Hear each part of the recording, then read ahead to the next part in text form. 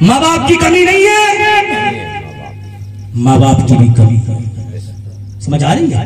اپنی کمی کا احساس نہیں ہوا جب بچہ جوتی مارتا ہے؟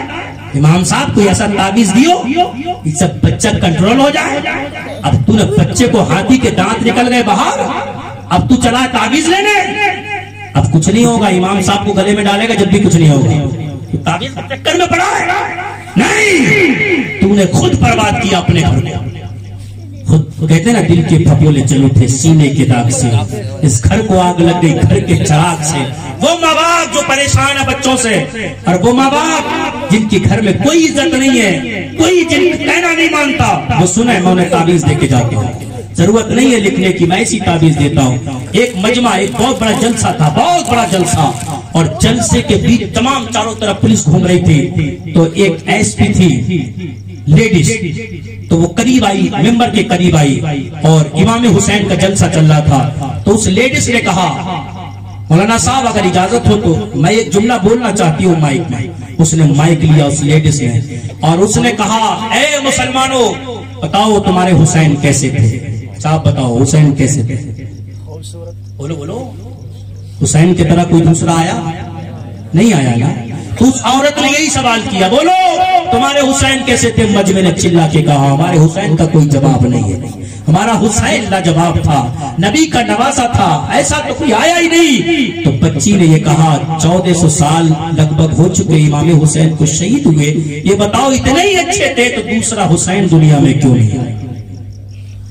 اتنے ہی اچھے تھے تو اتنا اچھا دوسرا کیوں نہیں آیا؟ سب لوگ خاموش رہے، کون بولتا کیا بولتا؟ پھر مجمع سے ایک بوڑھا کھڑا ہوا اور اس نے کہا اگر اجازت ہو تو جواب دو، تو سب نے کہا جواب دے۔ تو بوڑھے نے کہا اے بیٹی سن لے، دوسرا حسین اس لیے نہیں آیا کہ آج تک دوسری کوئی فاطمہ نہیں آئی ہے، حسین تو تب آئے گا نا آج تک کوئی فاطمہ نہیں آئی۔ اگر ہمارے بچے بگڑتے ہیں تو اس میں ماں باپ کبھی، ہمارے ماں باپ نے کبھی غور نہیں کی؟ جب بگڑ گئے تب چلا ہے تعویذ کے چکر میں، تب چکر لگا رہا ہے مولویوں کے۔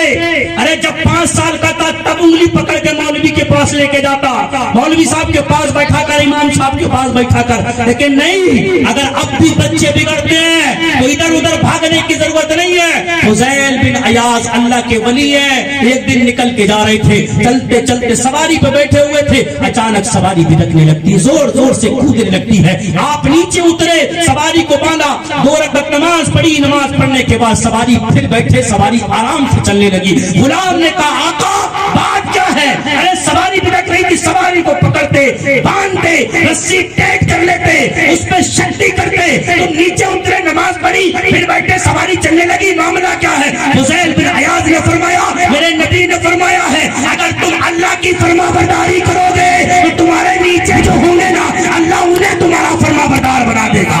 اگر ماں باپ چاہتے ہیں بچے فرما بردار رہے، اگر ماں باپ چاہتے ہیں بچیاں کہنا مانے، اگر ماں باپ چاہتے ہیں پوتے پوتیاں کہنا مانے، اگر ماں باپ چاہتے ہیں نواسے نواسیاں کہنا مانے، اگر ماں باپ چاہتے ہیں گھر میں عزت رہے، گھر میں سکون رہے، گھر میں شانتی رہے، گھر میں پیار رہے، گھر میں آرام رہے، گھر میں جھگڑے نہ ہو، گھر میں پیار سے سب لوگ رہے، تو میں آواز دیتا ہوں لاش کے پتوں کو پھینکو، چگلیوں کو پھینکو، غیبتوں کو پھینکو، حرام خوریوں کو پھینکو، عیاشیوں کا لباس اتار کر پھینکو، مسجد میں پہنچ کر ہاتھ اٹھاؤ مولا اے پروردگار آج تک گناہوں میں زندگی گزاری ہے، عیاشیوں میں زندگی گزاری ہے، آج تک تاش کے پتے کھیلتا رہا، آج تک عیاشیاں کرتا رہا، آج تک مکاریاں کرتا رہا، مولا اب بیٹی جوان ہے، مولا اب بیٹی جوان ہے، مولا اب پوتے جوان ہے، مولا اب پوتیاں جوان ہے، مولا اب نواسی نواسے جوان ہو چکے ہیں، اے پروردگار ایسا کام کرتے میں بیٹوں کے سامنے ذلیل نہ ہو،